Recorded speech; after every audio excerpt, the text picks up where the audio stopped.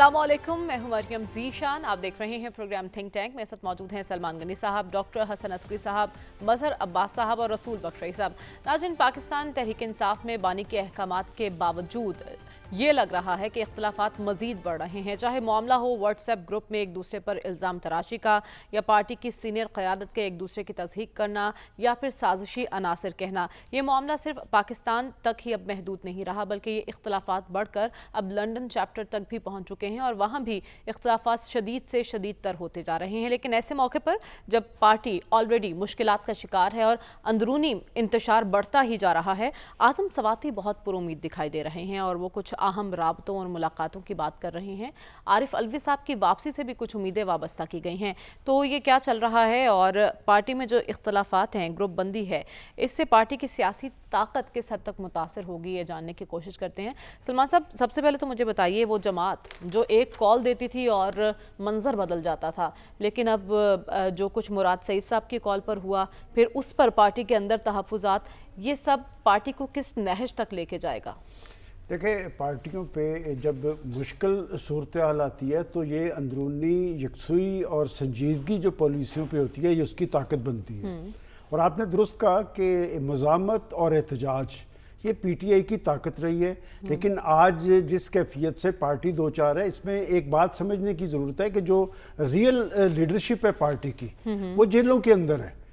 और जेलों से बाहर जो पार्टी है वो आपस में इख्तलाफात का शिकार है कि बैरिस्टर गौहर हों, सलमान अकरम राजा हों, गंडापुर हों, असद कैसर हों, हमाद अजहर हों, सब अपने अपने एजेंडे पे गामजन हैं। और इस वक्त उनकी पार्टी पे भी गिरफ्त नहीं है, पार्टी का वर्कर और पार्टी का वोटर जो है वो कंफ्यूज है। अब ऐसी सूरत हाल क्यों कर तारी हुई?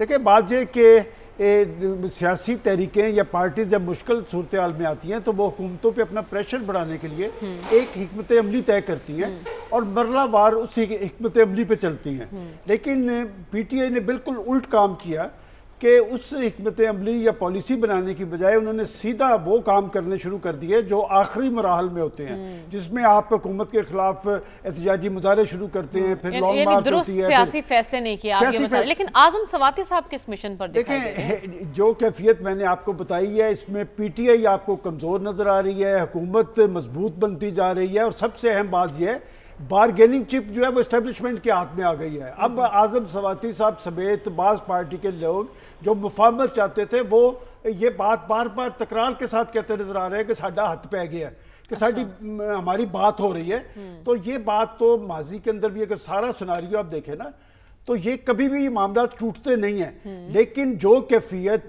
पीटीआई ने खुद अपने पे तारी कर ली कि आज से 2 हफ्ते पहले तक जिन पॉलिटिकल पार्टीज से आप मदद तलब कर रहे थे एहतजाज के लिए, मज़ामत के लिए, सबसे अहम बात यह है कि वो पार्टीज इस वक्त एक सवालिया निशान चेहरे पे रख के खड़ी हैं कि आप तो हमसे बात कर रहे थे कि एहतजाज करना है, एहतजाजी तहरीक चलानी है, आप मरे जा रहे हैं एस्टेब्लिशमेंट से बातचीत के लिए। आपको लगता है जो तासुर देने की कोशिश कर रहे हैं पीटीआई के मफाहमती रहनुमा कि बात उनकी बन रही है, क्या वाकई बात कहीं बन रही है? देखें, एक बात तो मैं आपको बड़ा वाज़ेह बता दूं कि एस्टेब्लिशमेंट से राब्ते कभी नहीं टूटते पॉलिटिकल पार्टी के, और तहरीक इंसाफ पाकिस्तान में मैटर करती है, पाकिस्तान की सियासत में। और क्या पीटीआई खुद यकसू है? यकसूई का फुकदान है कि कुछ लोग मुफाहमत हैं, कुछ लोग मज़ामत हैं। इस वक्त एक बेचारगी का आलम है, और बात है कि सब अपने अपने एजेंडे पे हैं। कि आप देखें कि पख्तूनख्वा एक ऐसा सूबा था जो उसकी ताकत का महवर था, सबसे ज़्यादा गुमसान का रन वहाँ पर पड़ा हुआ है। पंजाब के अंदर तो लीडरशिप ही नहीं है। वो आलिया हमजा साहबा खातून है, बड़ी यकसू है, स्ट्रगल करती हैं, लेकिन पंजाब पे तो उनकी ग्रिप नहीं है। सिंध के अंदर बेचारगी की सूरत हाल है, बलोचिस्तान में नामो निशान नजर नहीं आ रहा। तो एक बड़ी पार्टी दिफाई माज पर क्यों कर खड़ी नजर आ रही है? ये हमेशा पार्टी के अंदर इस पर सोचो विचार होती है। लेकिन आपने कहा कि पार्टी के कुछ रहनुमा मफाहमत की बात कर रहे हैं, कुछ मज़ाहमत की, लेकिन ये रहनुमा तो मैटर नहीं करते। मैटर करते हैं बानी की सोच, बानी क्या चाहते हैं? बात यह कि बानी अपने तमाम ऑप्शन बेकार ला चुके हैं। वो सबसे ज्यादा इस मुल्क के अंदर एस्टेब्लिशमेंट से बात करने के खां थे, वो उन्हें ललकारते भी नजर आए, पुकारते भी नजर आए, और उन्हीं की वजह से ये कन्फ्यूजन तारी हुई। कुछ लोग समझते रहे कि बानी मज़ामत चाहते हैं, कुछ समझते रहे मुफाहमत चाहते हैं। सबसे खतरनाक बात अगर आपको याद हो, जब वो मकतूबात लिख रहे थे, मैंने आपको कहा था कि इनके गले पड़ेंगे। आप पाकिस्तान के आर्मी चीफ को एम्बैरस करने की कोशिश कर रहे थे, आप दुनिया भर में आर्टिकल्स लिख रहे थे फौज के सरबराह को मुखातब करते हुए। فوج کا سربراہ فوج ایک لائن لے چکی ہوئی ہے کہ انہوں نے سیاست میں مداخلت نہیں کرنی، اور اگر یہ سمجھتے تھے کہ جی پاکستان کی اسٹیبلشمنٹ پر، پاکستان کے اداروں پر پریشر ڈال کر اپنی بات منوانے لگے، اور اب جس وہ کیفیت میں، اس کیفیت میں تو ان کے لیے دعائی کی جا سکتی ہے۔ ٹھیک ہے، تو معاملات اب دعا تک آ گئے ہیں، تو پھر کیا سوچا جائے؟ ڈاکٹر صاحب، پی ٹی آئی کی ایک تو احتجاجی صلاحیت ہمیں متاثر ہوتی دکھائی دے رہی، لیکن یہ جو اختلافات ہیں یہاں سے بڑھ کر لنڈن چیپٹر تک بھی جا چکے ہیں، ایسی صورتحال میں اعظم سواتی صاحب کیا معجزہ دکھا سکتے ہیں؟ دیکھیے، پارٹی میں ہم آہنگی ہو تب بھی فکر مند لوگ ہوتے ہیں، جب ہم آہنگی نہ ہو، لڑائیاں ہوں، تب بھی لوگ فکر مند ہوتے ہیں۔ اس کا مطلب یہ ہے کہ پاکستان کی سیاست کی نبض پہ ایک پارٹی چھائی ہوئی ہے، اور وہ اچھا کرے، برا کرے، صحیح کرے، غلط کرے، اس کے علاوہ آپ کہیں فوکس جو ہے نہیں کرتے۔ دوسرا یہ ہے کہ سیاسی جماعتیں فوجی ریجمنٹ نہیں ہوتی، نظم و ضبط جو ہے نا وہ بیوروکریسی کی ایک کریکٹرسٹک ہے، اور ملٹری کی بھی کریکٹرسٹک نظم و ضبط، ڈسپلن ہوتا ہے۔ لیکن سیاسی جماعتیں جو ہمارے جیسے ملکوں میں جو سیاسی جماعتیں ہیں، اس میں ان چیزوں کا فقدان ہوتا ہے، اور خاص کر جب سیاسی جماعت مشکلات کا شکار ہو۔ اس وقت جو پی ٹی آئی ہے وہ ایک نارمل جماعت کے طور پہ فنکشن نہیں کر رہی۔ آپ جب پاکستان کے اندر ماضی میں بھی سیاسی جماعتیں مشکلات کا شکار ہوتی ہیں، تو ہم نے دیکھا ہے کہ اندرونی طور پہ خلفشار اس میں بڑھ جاتا ہے۔ ہم نے پی پی پی میں دیکھا ہے یہ چیز، ضیاء الحق کے دور کے اندر جب پی پی پی پہ آن سلاٹ ہوتی ہے گورنمنٹ کی۔ ہم نے یہ پی ایم ایل این میں بھی مسئلہ دیکھا ہے، جب 2000 کے اندر معاملے، 99 کے بعد جو معاملے بگڑنے شروع ہوئے ہیں، اس میں سے ایک اور پارٹی برآمد ہو جاتی ہے، لیکن اصل پارٹی اپنی جگہ قائم رہتی ہے۔ تو یہی ہے کہ فی الحال تو پی ٹی آئی کی اندرونی صورتحال امپروو کرنے کے امکانات ہمیں نظر نہیں آتے۔ وجہ یہ ہے کہ پی ٹی آئی نہ صرف فیس کر رہی ہے گورنمنٹ کو، یعنی اسٹیٹ کے آن سلاٹ ہے اس کے اوپر، بلکہ اسٹیبلشمنٹ کی بھی ہے، اور اس ملک میں اگر اسٹیبلشمنٹ کی آن سلاٹ ہو تو کافی مشکل ہے آپ کا پولیٹیکل ڈاکٹر صاحب، اس میں سب سے بڑا ذمہ دار آپ کسے قرار دیں گے؟ کیونکہ ایک وفد آیا خان صاحب سے ملنے اڈیالہ میں، جس میں امریکن ڈاکٹر جو حامی تھے پی ٹی آئی کے، پاکستانی نیاد، انہوں نے آ کے خان صاحب سے بات کی کہ سوشل میڈیا کو ضرور لگام دیں اگر ہم نے آگے بڑھنا ہے۔ تو سوشل میڈیا کا کتنا بڑا کردار لگ رہا ہے پی ٹی آئی کو؟ دیکھیں، سوشل میڈیا کا کردار رہے گا۔ دیکھیے، ایک تو یہ ہے کہ اگر سوشل میڈیا کے کردار کو آپ نے اگر بہتر کنٹرول کرنا ہے تو جو آپ کا ریگولر میڈیا ہے اس پہ پابندیاں کم کیجیے۔ نہیں، میں پی ٹی آئی کے سوشل میڈیا میں بتا رہا ہوں نا آپ کو، اب یہاں آتا ہوں میں اس پہ۔ یہ سوشل میڈیا وہی چیز ہے۔ یہ جہاں تک پی ٹی آئی کا تعلق ہے، اس میں دیکھیے جو باہر سے جو خوفناک قسم کے جو پروگرام پیش کیے جاتے ہیں وہ براہ راست پارٹی سے تعلق نہیں رکھتے، لیکن آپ ان کو کنٹرول نہیں کر سکتے۔ اگر میں امریکہ میں بیٹھا ہوں، امریکہ کا میرے پاس پاسپورٹ ہے، امریکہ میں ہی میں جاب کرتا ہوں، مجھے پاکستان آنے کی ضرورت نہیں ہے، مجھے ایف آئی اے سے ڈرنے کی ضرورت نہیں ہے۔ یہاں تو آپ کو ایف آئی اے کا ڈالا آپ کے گھر کے باہر کھڑا ہوتا ہے اگر آپ کچھ کر دیں تو۔ لیکن جو باہر آپ ہیں، اس قسم کے لوگ جو ہیں نا وہ پارٹی کو نقصان پہنچا رہے ہیں، لیکن ان کو آپ لگام نہیں ڈال سکتے۔ ہاں، خان صاحب بھی بے بس سوشل میڈیا کے آگے؟ نہیں، خان صاحب کیا، خان صاحب تو اگر تو باہر ہو پھر تو آپ کچھ کہہ سکتے ہیں۔ خان صاحب بتائیے نا کس طرح اپروچ کریں گے؟ مجھے یہ بتائیے کہ کینیڈا سے ایک پروگرام آتا ہے، دیکھیں میں بتاتا ہوں آپ کو، دیکھیں میں بتاتا ہوں، کینیڈا سے ایک پروگرام آتا ہے، مجھے پتا ہے، جس پہ جو کچھ کہا جاتا ہے اب ہم اس کو دیکھتے ہیں، سنتے ہیں۔ اب بتائیے خان صاحب ان کو کس طرح منع کریں؟ کس طرح منع کر سکتے ہیں؟ دیکھیں نا، ایک بیان جاری کیا جا سکتا ہے۔ بیان سے کیا فرق پڑتا ہے؟ بیان یہ آپ یہ چاہتے ہیں کہ بیان میں وہ ان لوگوں کی کنڈمنیشن کریں، اور یعنی آپ کی پارٹی پہ حکومت کی طرف سے بھی دباؤ ہے، ادھر سے بھی دباؤ ہے، اور آپ خود بھی جو ہے اپنے اوپر دباؤ کریٹ کر دیں۔ دیکھیے، یہ پارٹی کا المیہ رہے گا اور اس سے پارٹی کو نقصان پہنچتا ہے، وہ ہمیں پتہ ہے، لیکن اس المیہ کا کوئی علاج نہیں ہے۔ جس دن عمران خان باہر آئیں گے تو اصل پارٹی وہی ہوگی جس پہ عمران کا ہاتھ ہوگا، باقی سب ادھر ادھر فزل آؤٹ کر جائیں گے۔ اور لیکن اس وقت تک یہ کرائسس رہے گا، اور یہ کرائسس نہ صرف آپ تو صرف پی ٹی آئی کی بات کر رہے ہیں نا، میرے نزدیک یہ کرائسس پاکستان کی پوری پالیٹکس کو نقصان پہنچا رہا ہے۔ ٹھیک ہے، لہٰذا اگر پالیٹکس کو آپ نے بہتر کرنا ہے تو آپ سچویشن کو اس طرح امپروو کیجئے کہ جو کانفلکٹ ہے آپ کا پالیٹکس کا وہ کم ہو، جھگڑے کم ہوں، پارٹیوں کے اندر بھی اور آپس میں پارٹیوں کے بھی. یہ سمجھ کے کہ کسی کو ایکسکلوڈ کر کے آپ پولیٹیکل پروسیس کو سیکیور کر لیں گے، وہ آج تک تو نہیں ہوا. اگر آپ پاکستان والے یہ کر لیں تو میں سمجھوں گا کہ یہ بڑی انوویشن ہوگی پولیٹیکل سائنس اور پالیٹکس کے اندر. ٹھیک ہے، تو آپ کہہ رہے ہیں کسی کو مائنس کرنا آج تک ممکن تو نہیں ہوا، لیکن اگر آئندہ ہو جاتا ہے تو یہ ایک بہت بڑی بات ہوگی. لیکن مظہر عباس صاحب، میں یہ جاننا چاہتی ہوں کہ پی ٹی آئی کے اندر کرائسس کی بڑی وجہ کیا ہے؟ اور سوشل میڈیا کی ابھی ہم بات کر رہے تھے، کیا پی ٹی آئی کا جو سوشل میڈیا ونگ ہے اس کے سامنے خان صاحب بھی بے بس ہیں، یا خان صاحب کی حمایت سے ہی وہ آج اتنا آگے بڑھا ہے؟ دیکھیں، ایشو پی ٹی آئی کا صرف کنفیوژن ہے. پی ٹی آئی میں جو کنفیوژن ہے اس کی وجہ سے اس کا ووٹر ڈسٹرب ہے، اور وہ ڈسٹرب اس وجہ سے ہے کہ اس کی وجہ سے عمران خان صاحب کی رہائی کے لیے کوئی مربوط تحریک نہیں چل پا رہی. جو پی ٹی آئی جو پریشر بنانا چاہ رہی تھی شروع میں، وہ پریشر نہیں بن پا رہا، اور ظاہر ہے اس کا پیک جو تھا وہ 26 نومبر تھا، جو فائنل کال تھی وہ 26 نومبر تھی. وہ چیز بھی فضل آؤٹ ہو گئی، اور اس کے بعد سے کوئی نئی چیز سامنے نہیں آئی ہے. لیکن اس سب کے باوجود بھی Imran Khan has nothing to lose, اور اس کی بڑی وجہ یہ ہے کیونکہ جو پی ٹی آئی کا لاس ہے وہ پی ایم ایل این کا گین نہیں ہو رہا.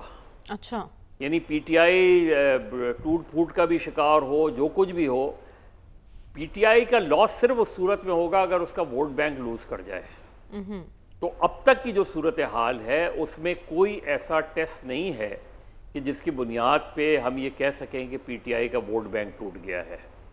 تو ووٹ بینک اگر نہیں ٹوٹتا تو it's a loss for P M L N اور جو رولنگ پارٹیز ہے. اس لیے کہ آپ کوئی بھی پی ایم ایل این خود بھی پر اعتماد طریقے سے یہ نہیں کہہ سکتی کہ کل ہم لوکل باڈیز الیکشن کرا دیں گے تو ہم پی ٹی آئی کو ہرا دیں گے. ایک لٹمس ٹیسٹ تو یہی ہوتا ہے. یعنی آپ یہ کہہ رہے ہیں کہ پی ٹی آئی کی مقبولیت اب بھی اپنی جگہ موجود ہے، اس کے برعکس کہ احتجاجی صلاحیت ان کی کمزور پڑ چکی ہے.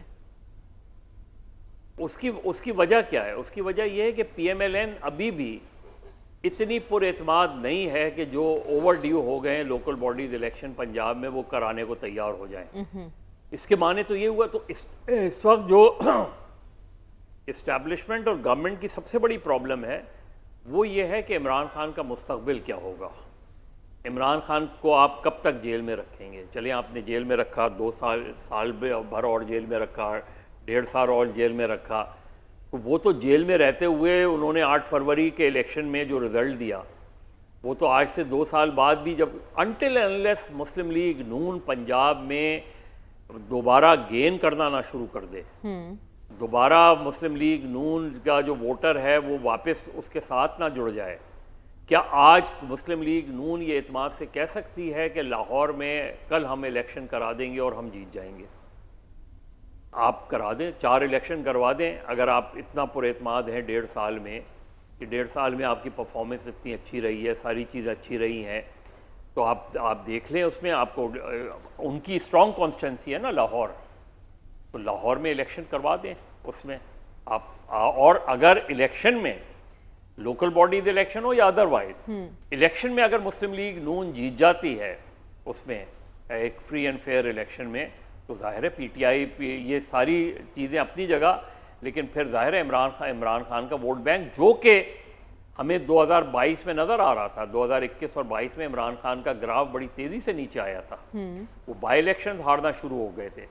لیکن 2022 میں عدم اعتماد کی تحریک کے بعد اس سب کے باوجود کہ 9 مئی بھی ہوا، 26 نومبر بھی ہوا، آج بھی اگر آپ سروے اٹھا لیں تو کوئی سروے یہ نہیں کہہ رہا کہ پی ٹی آئی کی پاپولیرٹی کم ہوئی ہے. تو اگر یہ نہیں ہے تو یہ ٹوٹ پھوٹ چلتی رہے گی. ظاہر ہے اپوزیشن کی جماعت ہے، پکڑ دکڑ ہے بہت زیادہ. جب عمران خان کے بارے میں خود ان کے لوگ سب سے زیادہ یہ کہتے ہیں کہ وہ مردم شناس نہیں ہیں، انہوں نے کبھی بھی پارٹی کے عہدوں پہ صحیح لوگوں کو لا کے نہیں رکھا، اور جس کی ہمیں ریفلیکشن نظر آتی ہے.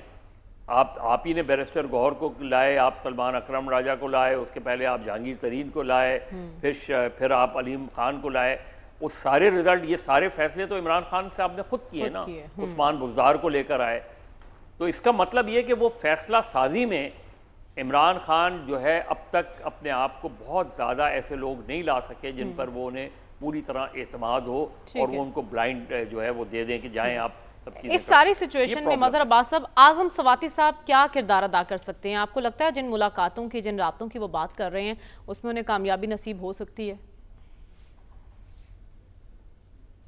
میرا نہیں خیال، میرا خیال ہے کوئی ایسی ابھی تک، دیکھیں کچھ چیزیں ہوتی ہیں جو آپ کو کچھ اس طرح کے ایکشنز ہوتے ہیں جس سے لگتا ہے کہ ہاں کہیں بات چیت ہو رہی ہے. مجھے وہ چیز کہیں نظر نہیں آ رہی. اچھا، مجھے وہ ریفلیکشن کہیں نظر نہیں آ رہا. مجھے کہیں پی ٹی آئی کے لیے کوئی ریلیف نظر نہیں آ رہا. وہی ہوتا ہے نا، ایک کانفیڈنس بلڈنگ میجرز کیا ہوتے ہیں، کہیں آپ کی بیل ہو جاتی ہے، کہیں آپ کے کچھ لوگ رہا ہو جاتے ہیں، کیسز بننا ختم ہو جاتے ہیں. لیکن یہاں ہمیں تو بالکل الٹا لگ رہا ہے کہ یہاں اعظم سواتی صاحب یہ بات کر رہے ہیں، دوسری طرف جو ہاکش ایلیمنٹ ہے اس میں مراد سعید جو ہے وہ منظر عام پر آ جاتے ہیں. اور وہ تو پی ٹی آئی کی ڈس آرگنائزیشن کوئی خبر نہیں ہے، کیونکہ پی ٹی آئی ہمیشہ سے ایک ڈس آرگنائز پارٹی رہی ہے. لیکن چونکہ عمران خان کے گرد گھومتی رہی ہے پی ٹی آئی، تو ان کی ایک کال پر ووٹ بھی پڑ جاتا ہے اور ان کے باہر آنے پہ لوگ سب کے سب اکٹھا بھی ہو جائیں گے. یہ پی ٹی آئی فنومینا تو بہت سمپل سا ہے. ٹھیک ہے. تو رسول بخش رئی صاحب، آپ کو بھی ایسا ہی لگتا ہے کہ پی ٹی آئی میں اندرونی اختلافات شدید ہیں، مشکلات کا شکار ہے پارٹی، لیکن مقبولیت اپنی جگہ موجود ہے، ووٹ بینک قائم ہے اور اس کی سیاسی طاقت کو متاثر نہیں کر رہی ہے اختلافات؟ ابھی دیکھیں کوئی ٹیسٹ تو اس کا ہوا نہیں، جب ہوگا تو دیکھا جائے گا. لیکن عام تاثر یہی ہے کہ جو سوشل سپورٹ بیس ہے تحریک انصاف کی، وہ بلاول زرداری بھٹو زرداری صاحب یا میاں شہباز شریف اور مریم نواز صاحبہ وہ نہیں لے سکے. ان میں وہ استعداد نہیں، صلاحیت نہیں، نہ وہ منشور ہے نہ وہ شخصیات ہے. تو وہ تو اپنی جگہ کے اوپر تاثر کی میں بات کر رہا ہوں، وہ ابھی تک قائم ہے. جب ہم پارٹیوں کی بات کرتے ہیں تو سب پارٹیاں ایک جیسی ہیں، اور اس میں جو جمہوریت کے بارے میں، امریکہ کی جمہوریت کے بارے میں کہا گیا تھا، وہ پی ٹی آئی پر بھی صادق آتا ہے، پی ایم ایل این پر بھی آتا ہے اور تحریک انصاف پر بھی آتا ہے. اور وہ یہ ہے کہ یہ جو پارٹی ہے یہ بانی کی ہے، بانی کے لیے ہے، بانی نے بنائی ہے اور سب کچھ بانی کے لیے ہے. تو بنیادی وجہ عمران خان کو جیل میں رکھنے کی بھی یہی ہے کہ پارٹی کا وہی حشر ہو جو اس وقت ہو رہا ہے. اگر وہ باہر ہوں اور ان کو باقی لوگوں کی طرح سے سیاست کرنے کی اجازت ملتی تو ظاہر ہے کہ وہ انتشار کبھی نہ ہوتا. لوگ تبدیل ہوتے رہتے جن پر ان کا اعتماد ہوتا ہے، ختم ہو جاتا ہے. اگر ختم ہو جاتا ہے تو ظاہر ہے کوئی نیا جاتا ہے. آپ کو نہیں لگتا رسول بخش رئی صاحب ابھی تک بانی کی جانب سے درست سیاسی فیصلے نہیں لیے گئے؟ دیکھیں، درست دیکھنا یہ ہوتا ہے کہ درست سیاسی فیصلہ کیا ہے. اگر وہ شخصی ہیں اور خصوصی طور پہ ایک ایسے ماحول میں ہے کہ جہاں میں وفاداریاں فلوئڈ ہیں، کبھی ادھر چلے جاتے ہیں کبھی ادھر چلے جاتے ہیں. اب وہ دیکھیں جو ان کے دائیں بائیں بیٹھتے تھے، وزیر تھے، بڑے اہم عہدوں پہ تھے، وہ آج ایک مسلم لیگ نون کی حکومت میں مشیر داخلہ بنا ہوا ہے. 2-3 وہ ہیں جو ان کے بہت قریبی تھے، وہ حکومت کے وزیر ہیں. تو اب دیکھیں کہ بھی پھر یہ کہ ان کا غلط فیصلہ تھا یا ان کی وفاداریوں میں کوئی مسئلہ تھا، یا جو ہماری پاکستان کی سیاسی ثقافت یا سیاسی کلچر ہے اس میں ایک ایسی بات ہے کہ آپ بے شک آپ تحریک انصاف میں رہیں، لیکن کوئی پتہ نہیں ہوتا کہ تحریک انصاف سے نکل کر آپ کس وقت پاکستان کی پیپلز پارٹی یا مسلم لیگ نون کو آپ جوائن کر سکتے ہیں. تو یہ مسئلہ سیاسی جماعتوں کا اس لیے ہے کہ نہ یہ نظریاتی ہیں، نہ یہ جمہوری ہیں، نہ ان کی وہ انتظامی صلاحیت ابھی تک یہ بنا سکی ہیں.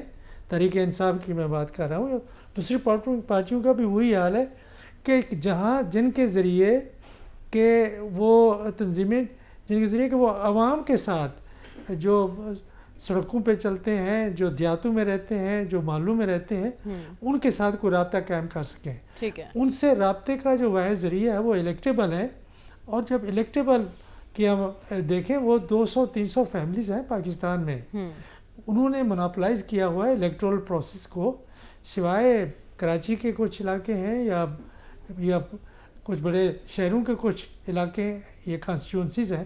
تو ایسی صورتحال میں اگر آپ ایک وہ فارم یا وہ طریقہ کار آپ سوچتے ہیں سیاسی جماعتوں کے بارے میں، تو پھر اس میں ہمیں غلط فہمی ہوگی کہ یہ جماعتیں شخصی ہیں، شخصی رہیں گی. جب آپ کی اور سیاست ایسے میں الیکٹیبلز کے طریقہ گرد ہی انصاف گھومے دیکھیں گی تو کہ پھر آپ تبدیلی کی بات کریں گے تو یقیناً وہ مضاحکہ خیز ہی لگے گی. ہمیں پروگرام میں آگے بڑھنا ہے اور بات کرنی ہے نواز شریف کے سیاسی کردار کی. ایک بار پھر متحرک ہونے کا انہوں نے ارادہ کیا ہے اور عوامی رابطہ مہم شروع کرنے کی بات بھی کر رہے ہیں. تو یہ سب کچھ کیسے ہوگا اور ان کا کردار سیاست میں کس حد تک وہ با اختیار ہوں گے، جانیں گے اس بریک کے بعد. اسٹے ود اس.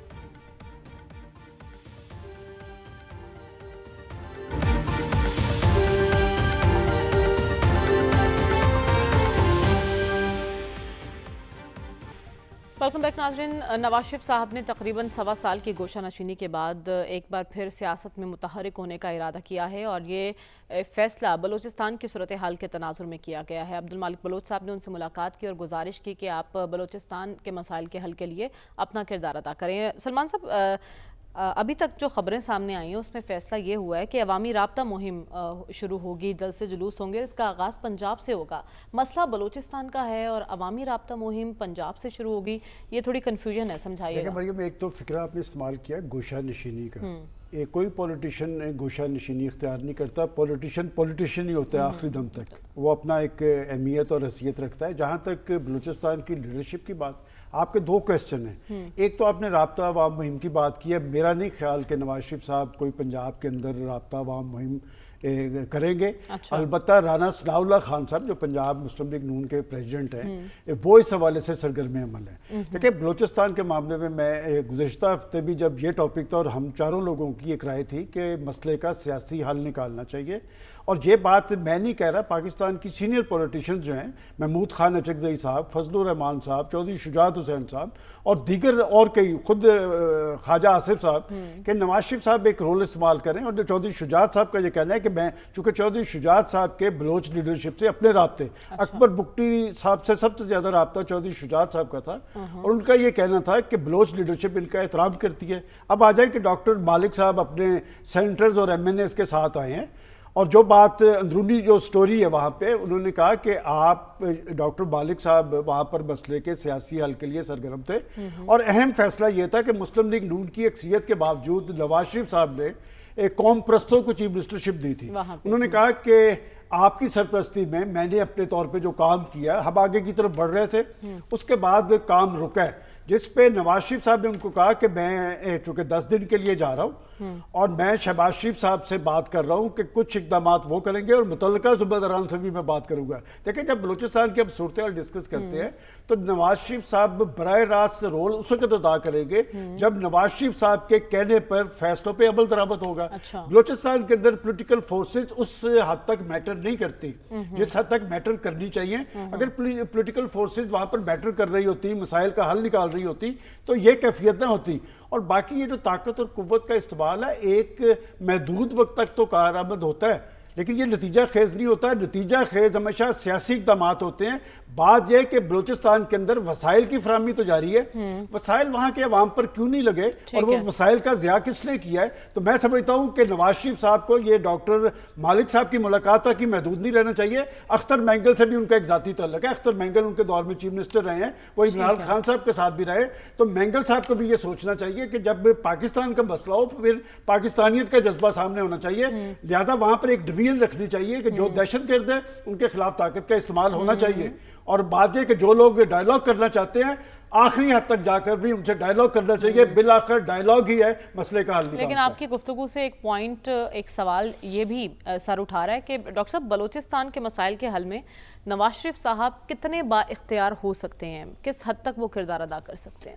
دیکھیں وہ تو ایک سیاسی لیڈر، ایک فارمر پرائم منسٹر کے طور پر جو ہے وہ گفتگو کر سکتے ہیں، لیکن فیصلے تو نواز شریف صاحب نے خود نہیں کرنے نا.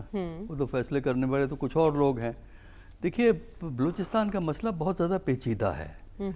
صرف یہ جا کے کیبنٹ جا کے عام طور پر جو ٹپیکل پیٹرن ہے وہ اسلام آباد سے جب کوئی بندہ جاتا ہے یا لاہور سے کہہ لیں وہ چیف منسٹر صاحب سے میٹنگ ہو رہی ہوتی ہے, کیبنٹ سے میٹنگ ہو رہی ہوتی ہے, بیوروکریٹ کی سیٹنگ چل رہی ہوتی ہے اور کچھ لیڈران ہیں ان کو بلا کے ان سے گفتگو کر دی جاتی ہے. لیکن اب بلوچستان کے اندر معاملے زیادہ کمپلیکس ہو گئے ہیں. جو روایتی طور پر بلوچستان میں پاورفل تھے ان کے علاوہ اور بہت سے عناصر پاورفل ہو گئے ہیں. مجھے یہ بتائیے نا, اگر یہ رول پلے کر سکتے ہیں نواز شریف صاحب, لیکن مسنگ پرسن کے پہ کیا وہ رول پلے کریں گے؟ مجھے یہ بتائیے نا, کیونکہ مسنگ پرسن کا ایک ورشن وہ لوگ وہاں کی لیڈرشپ بتاتی ہے ہمیں, وہاں کے جو لوگ جن کے لوگ غائب ہو گئے ہیں یا جو وہاں کی لیڈرشپ ہے وہ ایک ورشن دیتی ہے, دوسرا ایک ورشن سرکاری ورشن ہے. اب بتائیے نواز شریف صاحب کیا کریں گے اس کے اندر؟ یہ بڑا اہم چیلنج ہے. دوسرا یہ ہے کہ وہاں جو یوتھ میں عدم وابستگی کا رجحان ہے, جو نا امیدی وہاں چھائی ہوئی ہے, جہاں وہ ان لوگوں کے اقتصادی مسائل ہیں, ان کا کیا علاج ہے نواز شریف صاحب کے پاس اگر وہ دے سکیں؟ تیسرا, یہ جو آپ کا گوادر ہے جو پاکستان کا سب سے بڑا شاہکار کے طور پہ ہم پیش کرتے ہیں, وہاں ہر دوسرے مہینے جو وہاں کے فشر مین ہیں وہ ہڑتال کیوں کرتے ہیں؟ اس کا ایک ورشن ان سے سنیے, خاص کر جماعت اسلامی کے جو لیڈر ہیں, جو وہاں ان کے بھی لیڈر ہیں ہدایت الرحمان صاحب, ایک ورشن ان کا ہے, ایک ورشن سیکیورٹی والوں کا ہے. اب بتائیے نا, آپ نے سیکیورٹی کو اہمیت دینی ہے یا عام آدمی کے مسائل کو اہمیت دینی ہے؟ سیکیورٹی کی وجہ سے ان کے لیے اپنا پرانا پیشہ جسے فشنگ کہتے ہیں, فشریز اور فشنگ کہتے ہیں, وہ نہیں کر سکتے. ٹھیک ہے, کیونکہ بہت سے علاقوں میں وہ نہیں جا سکتے کیونکہ سیکیورٹی کا مسئلہ ہے. اب بتائیے اس کو کس طرح حل کریں گے؟ تو یہ جب تک آپ ان مسائل کا حل نہیں ڈھونڈیں گے اور وہاں پہ ایسی پالیسیز نہیں دیں گے جس سے کہ عام آدمی کی زندگی پہلے سے بہتر ہو, ٹھیک ہے, اب بلوچستان کا مسئلہ حل نہیں ہو سکتا. ٹھیک ہے, بلوچستان کا مسئلہ کوئٹے میں جا کے کانفرنس کرنے سے نہیں ہوگا. ایگزیکٹلی, آپ یہ دیکھیں کہ وہاں کے نوجوانوں کا فیوچر کس طرح آپ سیکیور کر سکتے ہیں, آپ کے پاس کیا حل ہے, اور کس طرح جو ان کی اکانومی کو سمجھنے کی کوشش کریں کہ جس طرح لوگ زندگی گزار رہے ہیں, جس طرح ان کی اکانومی ہے اس وقت, غلط ہے, صحیح ہے, سمگلنگ ہے, جو بھی آپ سے کہنا چاہیں, آپ اس کو امپروو کس طرح کر سکتے ہیں, ایک بیٹر فیوچر کس طرح آپ ان لوگوں کو دے سکتے ہیں جو نا امیدی کے شکار ہیں. عوام کے مسائل حل کر کے ہی بلوچستان کا مسئلہ حل ہو سکے گا. مظہر عباس صاحب, نواز شریف صاحب کی طرف دیکھا جا رہا ہے کہ بلوچستان کے مسائل کا حل کرنے میں کردار ادا کریں. کیا نواز شریف صاحب کے وہاں جانے سے, دورہ کرنے سے, ایک دو ملاقاتیں کرنے سے یہ مسئلہ حل ہو سکتا ہے؟ دیکھیے, نواز شریف صاحب نے جو 2013 کے بعد کا انیشیٹو لیا تھا اس کو اب 10 سال ہو گئے ہیں, اور 10 سال میں بلوچستان کی پولیٹکس بہت بدل گئی ہے. آج سے 10 سال پہلے بلوچستان کے اندر سردارز کی کچھ سے ہوتی تھی. آج بلوچستان اور سردار روایتی طور پہ جو ہے وہ ان کے اسٹیبلشمنٹ سے بھی اچھے تعلقات ہوتے تھے, وہ مین سٹریم پولیٹکس کا میں اہم رول پلے کرتے تھے, وہ گورنمنٹس بنا لیتے تھے, گورنمنٹس ختم کر دیتے تھے. آج کے دور میں, آج کی جو صورتحال ہے اس میں سردار لوگوں کی وہ پاور, وہ طاقت نہیں رہی ہے, اور اس کا یہ جو اکبر بگٹی کے واقعے کے بعد جو ٹرن اراؤنڈ ہوا ہے بلوچستان میں, وہ ٹرن اراؤنڈ آج تک موجود ہے. اب کیا نواز شریف صاحب مارنگ بلوچ سے مل سکتے ہیں؟ اختر مینگل میٹر نہیں کرتے بلوچستان میں. اچھا, ٹھیک ہے, انہوں نے ایک بڑا 15 دن سے دھرنا دیا ہے, دھرنا دیا ہوا ہے, بیٹھے ہوئے ہیں, لیکن وہ کس کی بات کہہ رہے ہیں؟ اور بلوچستان میں جو اس وقت وائسز ہیں, میں نے پچھلے 1.5 مہینے پہلے گوادر میں میں نے ہدایت الرحمان اور ڈاکٹر مالک دونوں کے ساتھ مل کے ایک پروگرام کیا تھا وہاں کتاب میلے میں, اور دونوں کی جو کنسرنز تھیں وہ مور اور لیس ایک ہی جیسی تھیں.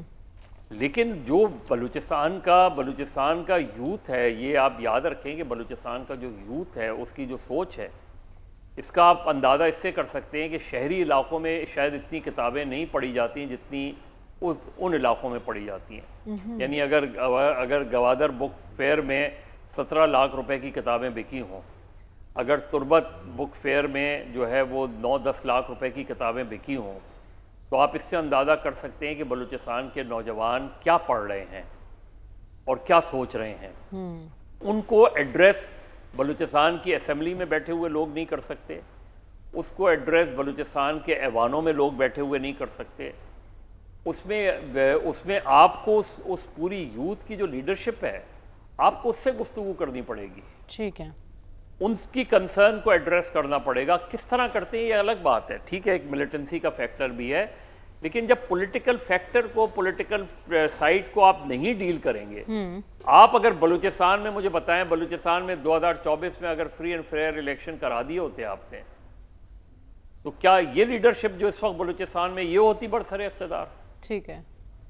तो जब तक आप इस चीज को इस अंदाज में नहीं टैकल करेंगे, बलूचिस्तान की सियासत के डायनामिक्स बदल चुके हैं और अब आपका तो ये मानना है कि अख्तर मेंगल साहब भी वहाँ मैटर नहीं कर रहे, तो ऐसी सिचुएशन में रसूल बख्श रईस साहब, नवाज शरीफ साहब मैटर करेंगे वहाँ पे? उनका किरदार अहम हो सकता है? देखिए, एक तो है प्रोसेस, वो तो शुरू करना चाहिए।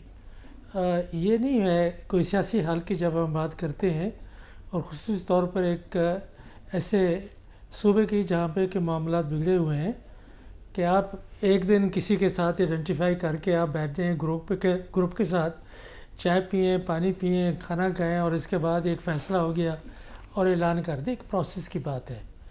उस प्रोसेस में डायलाग मुख्तलिफ सतह के ऊपर होने की ज़रूरत है। एक डायलाग सियासी जमातों के दरमियान में होना चाहिए कि क्या हल है बलूचिस्तान के मसले का। माजी में ऐसा ही हुआ है, रिपोर्ट्स भी तैयार की गई हैं, जो सबसे मशहूर जो है वो सैयद मुशाहिद हुसैन और चौधरी शुजात हुसैन साहब की है, कि उसमें तमाम वो चीज़ें हमारे तारीख़ का हिस्सा हैं। तो ये जो अभी मुलाकात हुई है डॉक्टर अब्दुल मालिक साहब की जनाब नवाज शरीफ साहब से, ये इब्तदा है कि बलूचिस्तान के सियासी जमातें और उनके रहनुमा, और इस वक्त जो 3-4 सियासी जमातें इक़्तिदार में हैं, उनको मिल के बात करनी चाहिए कि हमने इस मसले का हल किस तरीके से निकालना है। जब तक कि सियासी जमातें अपने तौर पे बात नहीं करेंगी, तो हम मामला किस पे छोड़ रहे हैं। एक तरफ दहशतगर्द हैं जिन्होंने कि बलूचिस्तान के अंदर दहशतगर्दी की फ़ज़ा कायम कर रखी है, और दूसरी जानब सिक्योरिटी फोर्सेस है। तो दरमियान में अगर सियासी जमातों का कोई किरदार नहीं और मियाँ नवाज शरीफ साहब जैसे सियासतदानों का कोई किरदार नहीं, तो ये मसला कभी हल नहीं होगा। दूसरी बात, मैं बिल्कुल एंडोर्स करता हूँ इस मौक़िफ़ को, और कई दफ़ा मैं भी इसका इयादा कर चुका हूँ कि बलूचिस्तान में जो हुकूमतें रही हैं, ये सिर्फ इस हुकूमत की बात नहीं है जो अचानक ही पाकिस्तान पीपल्स पार्टी की बन गई। इससे पहले तहरीक इंसाफ की, इससे पहले पाकिस्तान मुस्लिम लीग नून की। ये जो 50-60 लोगों का एक गिरोह है जिसने कि बलूचिस्तान की सियासत को यरगमाल बनाया हुआ है। अगर आप इंतखाबात उस अंदाज में करते हैं जिस अंदाज में जमहूरियत में कराए जाते हैं, और नौजवानों को आप मौका देते हैं, उनकी समाजी तहरीकों को मौका देते हैं, तो ग़ालिबन बलूचिस्तान का आधा मसला हल हो जाएगा। और इसके साथ ये भी आप ज़हन में रखें कि बलूचिस्तान में ये सिर्फ यूथ की बात नहीं हम कर रहे हैं, इसमें बाहर की ताकतें हैं जो उनकी हिमायत करती हैं। उनके जो पॉलिटिकल इंटरेस्ट क्या है, उनको हम किस तरह से न्यूट्रलाइज कर सकते हैं। पहला जो इस जीने का जो पहला स्टेप है, वो ये है कि सियासी जमातें आपस में बात करें। ठीक है, सियासतदान आप मुतहर्रिक हों और इस मसले को ये हालात पे ना छोड़ दें कि वहाँ पे कब हंगामे होंगे, कब कोई ऐसा दहशतगर्दी का वाक़या होगा, कब कोई सिक्योरिटी के मसाइल पैदा होंगे। इनको प्रोएक्टिव तौर पर इस मसले को लेना चाहिए था, इन्होंने लिया नहीं, बहुत देर कर दी। और साथ साथ मैं समझता हूँ कि जहाँ सिक्योरिटी के इदारों से बात करने की ज़रूरत है, वहाँ जो अस्करियत पसंद है बलूचिस्तान के, उनसे भी बात करने की ज़रूरत है। और एक वक्त में جب میاں صاحب کی حکومت تھی تو ڈاکٹر عبد المالک صاحب بات کر رہے تھے. یہ عجیب بات ہے کہ ملک صاحب کی حکومت کے لیے تو ہم میاں صاحب کو کریڈٹ دیتے ہیں, لیکن اس بات کی کو باعث تنقید کا نشانہ نہیں بناتے کہ انہوں نے ان کی حکومت کیوں ختم کی. جب بات ہو رہی ہے, یہ جو بندر بانٹ ہے نا کہ 2 سال کے لیے ہے, 2.5 سال کے لیے آپ ہو جائیں 2.5 سال, یہ اس سے سیاست نہیں چلتی. ٹھیک ہے, یہ اس سے حالات بہتر نہیں ہوتے. پھر اس کا مطلب یہ ہے کہ ہم شخصیات کو نواز رہے ہیں, مسائل کو حل کرنے کی کوشش نہیں کر رہے.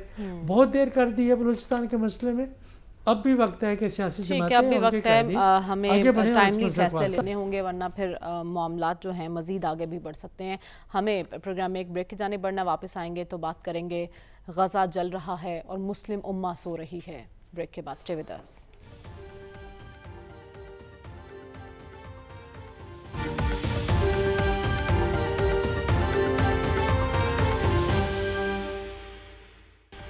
ویلکم بیک ناظرین. ایک تو اسرائیل کی جانب سے فلسطینیوں پر ظلم و بربریت جاری ہے, دوسرا مسلم امہ کی خاموشی اس سے بھی بڑا ظلم ہے.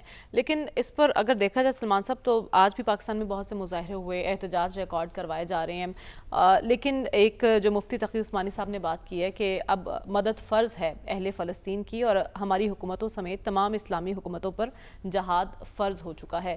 یہ کیسے ممکن ہوگا؟ دیکھیں, آپ نے جہاں تک عالم اسلام کی بات کی ہے, عالم اسلام کی حکومتیں جو ہیں انہیں سانپ سونگا کھڑا ہے. عالم اسلام میں یا امت کے لوگوں کے اندر ایک ریئیکشن موجود ہے, ایک غصہ موجود ہے. اور مجھے یاد پڑ رہا ہے کہ جب پریزیڈنٹ ٹرمپ کی انتخابی کمپین تھی, آپ یاد کریں, میں نے کہا کہ اگر کوئی ایک پازیٹیو چیز ہو سکتی ہے تو وہ جنگوں کے خلاف بات کر رہے تھے, وہ امن کی بات کر رہے تھے. یہ جو کچھ ہو رہا ہے, یہ جنگ بندی کا معاہدہ کس نے توڑا اور کیوں کر توڑا ہے؟ جس دن جنگ بندی کا معاہدہ ٹوٹا تھا, میں نے آپ کو یہاں اسی پروگرام پہ کہا تھا کہ دراصل اسرائیل کے اندر سے ایک رد عمل ہوا ہے. اسرائیل خود اکھڑا ہے. کیا یہ غزہ سے فلسطینیوں کا انخلا کر رہیں گے؟ آپ دیکھ لیں. دیکھیں, بات یہ کہ آج آپ کو نظر نہیں آ رہا, لیکن یہ غزہ جو ہے یہ اسرائیل کا قبرستان بنے گا. اور بات ہے کہ یہ جو عالم اسلام کی حکومتیں, آپ نے کہا کہ سانپ سونگا کھڑا ہے, کیا یہ بات محسوس نہیں کر رہے ہیں؟ یہ صرف باتوں سے تو نہیں بنے گا نا قبرستان. ہم اگر پاکستان کی بات کرتے ہیں تو میں ایک کریڈٹ پاکستان کے پرائم منسٹر شہباز شریف کو ضرور دوں گا کہ انہوں نے UN کے پلیٹ فارم پہ نیتن یاہو کی موجودگی میں یہ بات کہی تھی کہ یہ وہ شخص ہے اور یہ وہ کہ دنیا بھر کی قوت اس کے پیچھے ہے, اور یہ وہاں پر فلسطینیوں کی نسل کشی کر رہے ہیں. اور آپ کو یاد ہوگا کہ اس کے بعد نیتن یاہو نے جب تقریر کرنے کی تو پاکستان کے پرائم منسٹر نے اور پاکستان کے وفد نے بائیکاٹ کیا تھا. بات یہ کہ عملی اقدامات ہونے چاہیے, اور عملی اقدامات کیا ہے؟ میرے خیال ڈاکٹر صاحب نے بہت پہلے ایک تجویز دی تھی کہ اگر یہ ریئیکشن دینا چاہتے ہیں تو یہ سفارتکار واپس بلائیں, ان کی یہ اشیاء کا بائیکاٹ کریں. تو بات یہ کہ جب تک کہ عالم اسلام میں اس معاملے میں متحد نہیں ہوگا, اسے انسانی مسئلہ نہیں سمجھے گا, اس کا کوئی حل نہیں نکلے گا. ڈاکٹر صاحب, صرف باتوں سے تو مدد نہیں ہوگی فلسطین کی. مسلم امہ کو کیا کرنے کی ضرورت ہے, جو ہمارے علماء کی جانب سے بڑی آج تجاویز دی گئی ہیں, کتنی حقیقت پسندانہ ہے؟ دیکھیں, علماء کے لیے گفتگو کرنا تو آسان ہوتی ہے نا, لیکن یہ کام علماء کا نہیں ہے. یہ کام حکومتوں نے کرنا ہے, ریاستوں نے کرنا ہے, جن کے پاس اختیار ہے ان لوگوں نے کرنا ہے. اور ویسے پاکستان کے علماء تو اس ان کا بیان دے دیتے ہیں, یہ عرب عالموں میں سے بیان نہیں دیں گے. سعودی عربیہ کا عالم بیان نہیں دے گا یہ, کیونکہ وہ حکومت کے خیال رکھتے ہیں پالیسیز کا. باقی رہا اب اس پہ ہم کہیں کیا, دیکھیے بڑی اس وقت امریکہ اور اسرائیل کی پالیسی بڑی کلیئر ہے. وہ چاہتے یہ ہیں کہ غزہ کا علاقہ انہیں مل جائے, بندے جہاں مرضی جائیں. اب اس کا جواب تو ہے وہ تو عرب ملکوں کو دینا ہے. عرب ملک اس میں جواب دینے کو تیار نہیں ہے, تو اس لیے اس مسئلے کا حل نہیں ہوگا. اور یہ مسلمان ممالک جو ہیں نا, جب تک ایک حقیقت کو ریکگنائز نہیں کرتے, ان کے مسائل کا کوئی حل نہیں ہے. آج کے زمانے میں قوت اس کے پاس ہے جس کے پاس نالج ہے, جس کے پاس علم ہے, جس کے پاس سائنس ہے, جس کے پاس ٹیکنالوجی ہے, اور یہ مسلمانوں کے پاس نہیں ہے. ہم ویسٹ سے بورو کرتے ہیں. ایگزیکٹلی, ہمیں اس فیلڈ میں آگے بڑھنے کی ضرورت ہے, تبھی ہم کسی کی مدد کرنے کے قابل ہوں گے. مظہر عباس صاحب, آپ کی نظر میں اہل مغرب تو پھر بھی کچھ حد تک ریاکشن دکھا رہا ہے, ان کے اندر رد عمل ہے, اہل مشرق کو کیوں سانپ سونگ گیا ہے؟ جس کو سانپ سونگ جاتا ہے یہ سمجھ لیں وہ خاموش رضامندی ہے. اگر عرب ملک خاموش ہیں, کتنے عرب کنٹریز میں عوام نے مظاہرے کیے ہیں, ذرا بتائیں تو कहीं भी नहीं हुआ। कौन से अरब ममालिक हैं, कौन से इस्लामी के जहाँ मुजाहरे हुए हैं? मुजाहरे तो हमें मगरिब में ही मगरिब नजर में आते दिखाई हैं, दे रहे हैं। मगरिब की हुकूमत वही नज़र आते हैं ना। तो इसका मतलब ये है कि आप जो हुकूमतें हैं वो साइलेंट कंसर्न होती है ना। इसका मतलब ये है कि आपने खामोशी से आप खामोश चाहते हिमायत। हैं कि जो गजा में हो रहा है वो होता रहे उसमें। तो ये मेरा ख्याल है इससे ज़्यादा भयानक क्या चीज़ होगी? इससे ज़्यादा गजा जो है वो लहूलुहान है, जहाँ 50,000 60,000 लोग मार दिए गए हों, जिनमें औरतें हों, जिनमें बच्चे हों। यहाँ पाकिस्तान में आपने गुस्सा दिखा दिया, पाकिस्तान में वो कर दिया, लेकिन ये मसले का हल नहीं है। जैसे डॉक्टर साहब कह रहे थे कि जब तक रियासतें नहीं जागेंगी, और मुझे लगता नहीं जागेंगी। देखिए वो पीरियड था, 70s का पीरियड था, जहाँ हमें कुछ लोग नज़र आते थे जिन्होंने थर्ड वर्ल्ड और इस्लामिक ब्लॉक बनाने की कोशिश की, उनको चुन चुन कर मार दिया गया। उसके बाद से जो हुक्मरान आए हैं पूरे अरब कंट्रीज़ में, इस्लामिक कंट्रीज़ में, वो सबके सब कहीं ना कहीं, तो आप देखें ना, ये हमास वाले अटैक से पहले तो ताल्लुकात ऑलमोस्ट जो है वो रिस्टोर होने जा रहे थे, कबूल किया जा रहा था। तो यहाँ इसका मतलब ये हुआ ना कि सिर्फ खामोशी नहीं है।